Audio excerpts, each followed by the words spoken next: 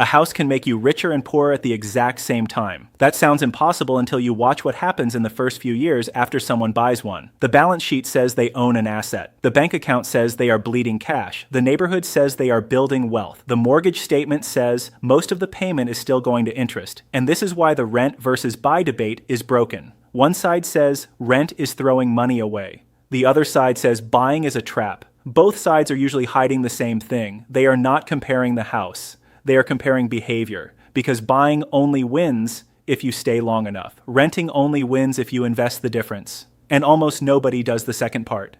Let's run the real math, not the emotional version, not the real estate agent version, not the finance influencer version where the renter magically invests every spare dollar for 30 years and never touches it. The real version. Meet Lena and Noah. Both are 34. Both live in the same city. Both earn comfortable incomes. Both have $100,000 saved. And both need the same thing, a place to live for the next 20 years. A decent 3-bedroom home in their area costs $400,000. A comparable rental costs $2,250 per month. Lena buys, Noah rents. At first, everyone thinks Lena is the responsible one. She is tired of landlords, tired of rent increases, tired of asking permission to paint a wall, so she buys the $400,000 house. She puts down $80,000, exactly 20%. But that is not the real day one cost.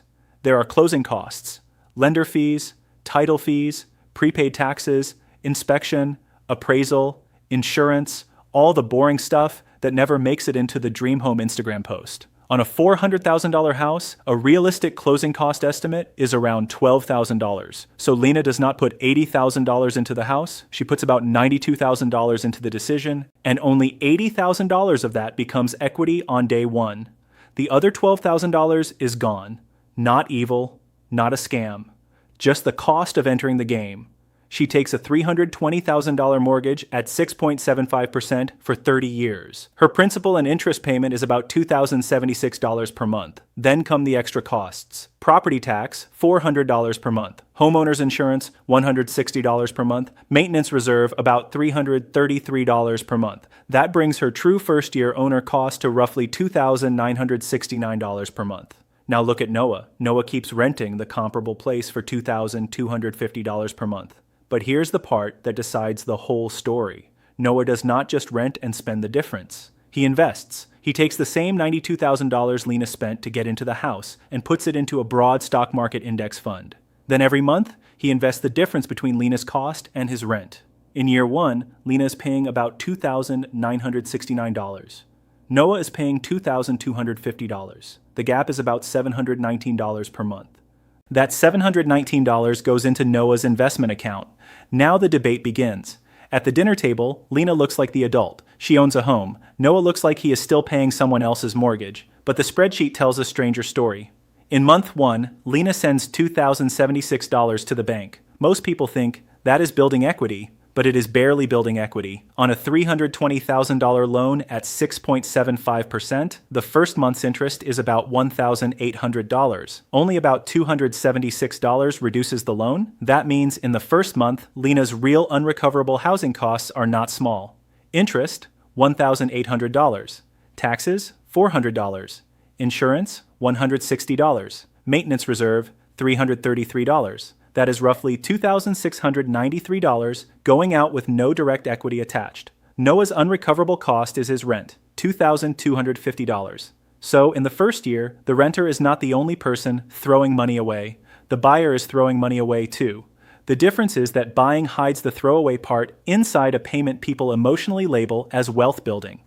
That is the first truth. A mortgage payment is not one thing, it is two things wearing the same shirt. One part buys the house, the other part rents money from the bank. And in the early years, the bank rent part is huge. Now let's move forward 3 years.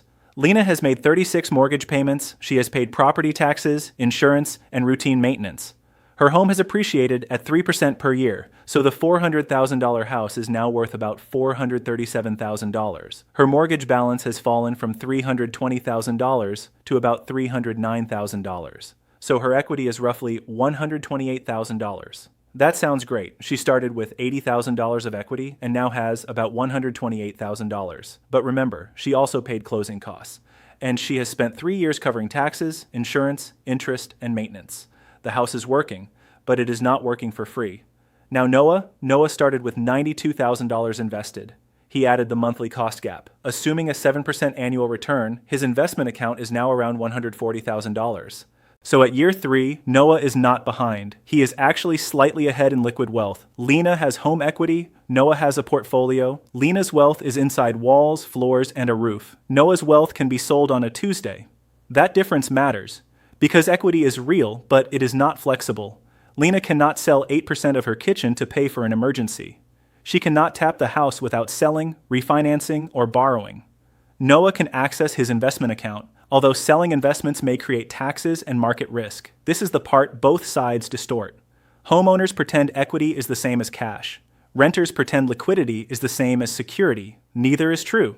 Equity is stronger than it looks because it is hard to spend. Liquidity is weaker than it looks because it is easy to spend. That one sentence explains why homeownership builds wealth for many ordinary people. It forces savings. Every month, the mortgage forces Lena to buy a little more of the house. Even when she does not feel disciplined. Even when she would rather spend the money. Even when the market is scary. Noah's plan only works if he behaves like a machine. Every month he must invest the difference. Not most months. Not when he feels confident. Not only when the market is up. Every month. If he spends the $719 on restaurants, travel, a nicer car, or a bigger apartment, the renting strategy collapses. Not because renting is bad. Because the math required investing, and he did not do it. Now jump to year 10. This is where the story starts to turn. Lena's house is worth about $538,000 if it appreciated 3% per year. Her mortgage balance is down to about $273,000. Her equity is around $265,000. Noah's portfolio is around $274,000. On paper, they are close. Noah still has slightly more liquid money. Lena has slightly less flexible wealth, but something has changed underneath them. Noah's rent has been rising. At 3% annual rent growth, his $2,250 rent is now about $2,936 per month. Lena's mortgage payment is still $2,076. Her taxes, insurance, and maintenance have risen, yes. But the largest part of her housing cost is fixed. That fixed payment is quietly becoming more valuable every year. This is the hidden superpower of buying. The house does not need to be a perfect investment to help you. It can help simply by freezing a large piece of your housing cost while your income and rents rise around it. In the early years, the mortgage feels heavy. In the later years, it starts feeling smaller. Not because the payment changed, because the world changed around the payment. That is the second truth. Buying is not just an investment bet. It is also an inflation hedge on your housing cost. But do not get too excited yet, because the house has another problem. It is concentrated. Noah owns tiny pieces of hundreds or thousands of companies.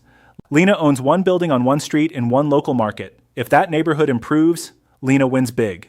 If a highway gets built nearby, a major employer leaves town, property taxes spike, insurance explodes, or the local market stagnates, Lena cannot rebalance.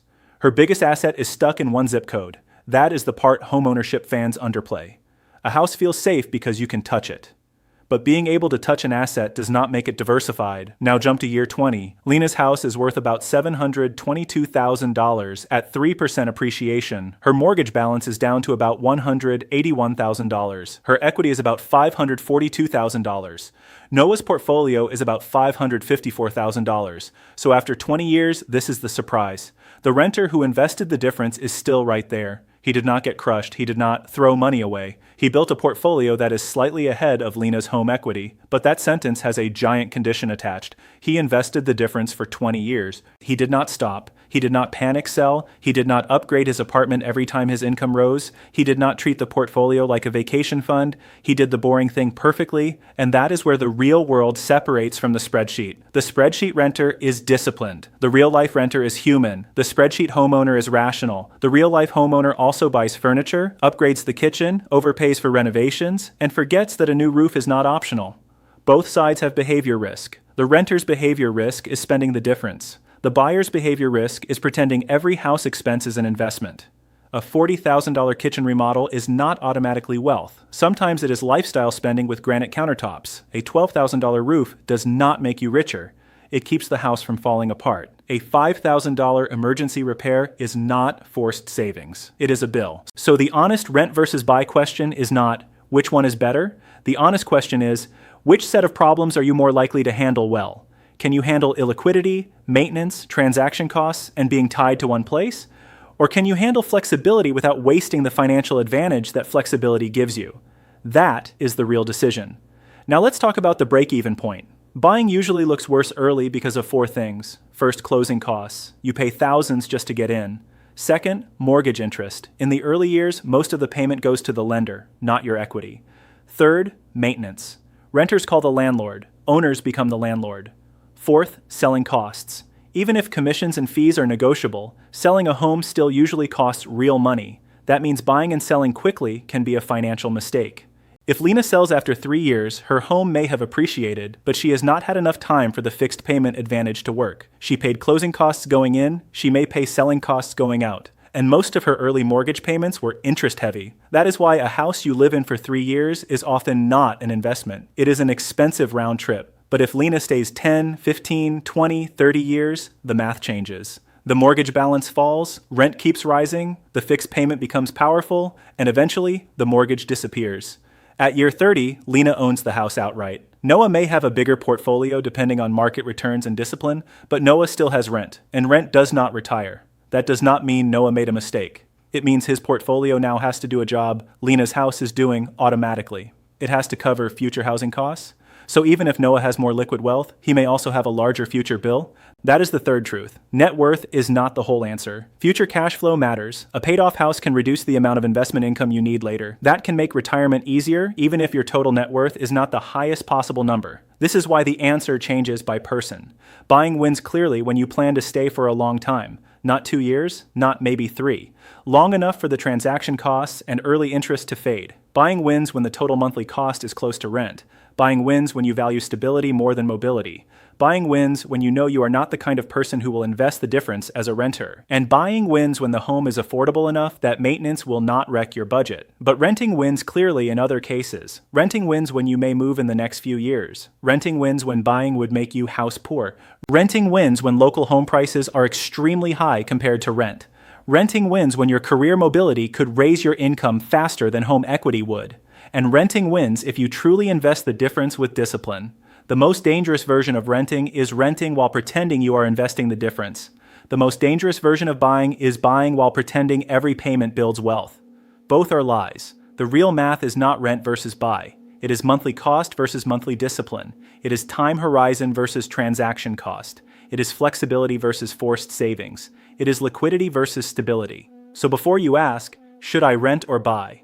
Ask these 5 questions. How long will I actually stay? What is the full owner cost? Not just the mortgage. What would I rent the same lifestyle for? If I rent, will I truly invest the difference? And if I buy, can I survive the repairs without touching debt? Because the winner is not the renter, and the winner is not the buyer. The winner is the person whose behavior matches the math. Lena did not win because she bought. She won if she stayed long enough, bought within her budget, and let time do the heavy lifting. Noah did not win because he rented. He won only if he invested the cash advantage and kept investing when nobody was watching. That is why rent is throwing money away is too simple. Sometimes rent is buying flexibility. Sometimes mortgage interest is renting money. Sometimes home equity is forced discipline. Sometimes a portfolio is freedom. And sometimes the smartest move is not choosing the side that sounds financially superior. It is choosing the side you can actually execute for 20 years.